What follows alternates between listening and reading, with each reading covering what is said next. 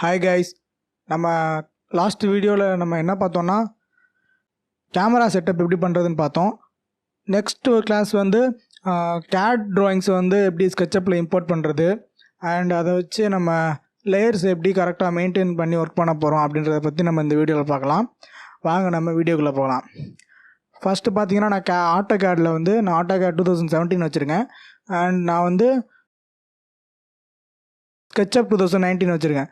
So வந்து CAD file வந்து ஸ்கெட்சப்போட கம்மி வெர்ஷனாக இருந்தால் நோ ப்ராப்ளம். இப்போவே வந்து நீங்கள் ஸ்கெட்சப்போட CAD வெர்ஷன் வந்து அதிகமாக வச்சுருந்தீங்கன்னா, லைக் இப்போ வந்து 19 வெர்ஷன் ஸ்கெட்சப் வச்சுருக்கீங்கன்னா CAD வந்து 20 வச்சுருந்தீங்கன்னா இம்போர்ட் பண்ணும்போது வந்து எரர் காட்டும். ஸோ வந்து நம்ம சேவ் பண்ணும்போது வந்து லோவர் வெர்ஷனாக சேவ் பண்ணணும். நான் வந்து எப்படின்னு சொல்கிறேன். அதுக்கு முன்னாடி நம்ம என்ன பண்ணணும்னா, நம்மளோட ட்ராயிங்ஸை வந்து ஸ்கெட்சப்பில் ஒர்க் பண்ணுறது ஏற்ற மாதிரி ரெடி பண்ணணும். இதில் வந்து நம்ம வந்து டெக்ஸ்ட்டு, மெஷர்மெண்ட்ஸு, நெக்ஸ்ட் வந்து அந்த பிளாக்ஸு, இந்த ஃபர்னிச்சர் அதெல்லாம் எல்லாத்தையும் ரிமூவ் பண்ணிடுறோம். நம்ம வந்து கரெக்டாக என்னென்ன லேயரில் வந்து ஒர்க் பண்ணணும் அதுக்கு. ஸோ லேயரில் வந்து கரெக்டாக ஒர்க் பண்ணியிருந்தீங்கன்னா கொஞ்சம் லேயர்ஸ் மட்டும் இருக்கும். ஸோ வால்ஸ்லாம் ஒரு லேயரில், விண்டோஸ்லாம் ஒரு லேயர், நெக்ஸ்ட் வந்து சும்மா நார்மல் லைன்ஸ்லாம் ஒரு லேயர், இப்படி வந்து கரெக்டாக ஒர்க் பண்ணியிருந்தீங்கன்னா நமக்கு வந்து ஸ்கெட்சப்பில் ஒர்க் பண்ணும்போது ஈஸியாக இருக்கும். இப்போ வந்து நான் அதுக்கேற்ற மாதிரி ரெடி பண்ணியிருக்கேன். இதில் பார்த்தீங்கன்னா ரெட் கலர்லாம் வந்து வால்ஸு, மெஜந்தா வந்து விண்டோஸ்க்கு யூஸ் பண்ணியிருக்கேன். நெக்ஸ்ட் க்ரீன் வந்து சும்மா அந்த ஸ்டெப்ஸு, கேட்டு, ரோடு அதுக்கெல்லாம் வந்து நான் அந்த க்ரீன் யூஸ் பண்ணி வச்சுருக்கேன். நம்ம வந்து சேவ் பண்ண போகிறோம். எப்படி சேவ் பண்ண போகிறோன்னா, சேவ் அஸ், எங்கே சேவ் பண்ணணுமோ லொக்கேஷன் செலக்ட் பண்ணிக்கோங்க, நேம் கொடுத்துருங்க. இப்போ வந்து பழைய வேர்ஷனாக சேவ் பண்ணணுன்னா இங்கே ஃபைல் டைப் பண்ணிங்கன்னா நிறைய வேர்ஷனோட நேம்லாம் காட்டும். 2013, 10, 7, 2000 இந்த மாதிரி நிறைய வேர்ஷன் காட்டும். நீங்கள் வந்து என்ன ஸ்கெட்சப் வேர்ஷன் வச்சுருக்கீங்களோ அந்த வேர்ஷனோட கொஞ்சம் பழைய வேர்ஷனாக சேவ் பண்ணிக்கோங்க. இப்போ வந்து 16 ஸ்கெட்சப் வச்சுருந்தீங்கன்னா வந்து இதில் வந்து நீங்கள் 13 வேர்ஷன் சேவ் பண்ணிக்கலாம், ஆர் 2010 இந்த மாதிரி ஏதாவது சேவ் பண்ணிக்கலாம்.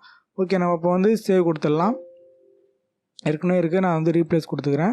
ஓகே, நம்ம இப்போ வந்து சேவ் பண்ணிட்டோம். நம்ம இப்போ வந்து CAD-ஐ வந்து க்ளோஸ் பண்ணிடலாம்.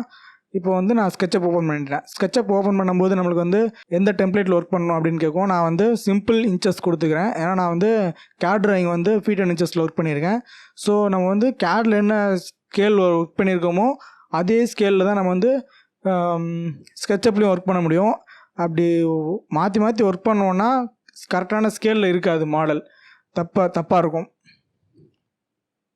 எக்ஸாம்பிள் எப்படின்னா, ஸ்கெட்சப்பில் வந்து CAD இம்போர்ட் பண்ணுறதுக்கு ஃபைல் போங்க, அங்கே வந்து இம்போர்ட் இருக்கும்.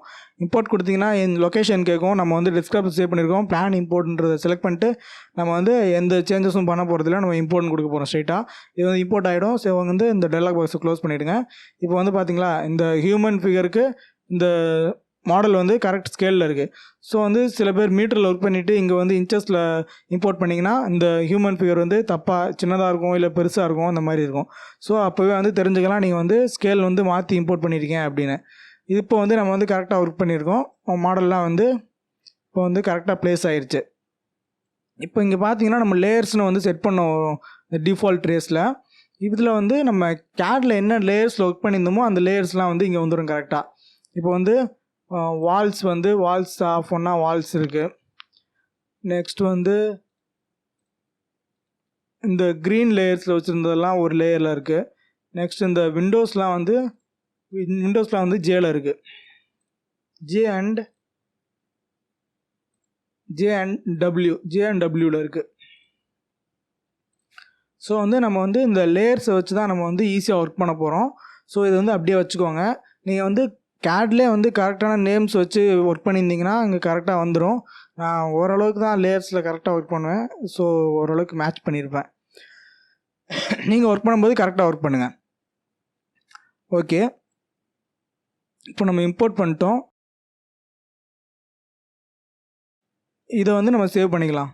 ஃபைல், சேவஸ். நான் வந்து டாக்குமெண்ட்டில் ஹவுஸ்ன்னு சேவ் பண்ணிக்கிறேன். சேவ் கொடுத்துருங்க. ஸோ நம்ம வந்து நெக்ஸ்ட் கிளாஸ்லேருந்து எப்படி வந்து நம்ம மாடலை வந்து டெவலப் பண்ணுறது அப்படின்னு பார்க்கலாம்.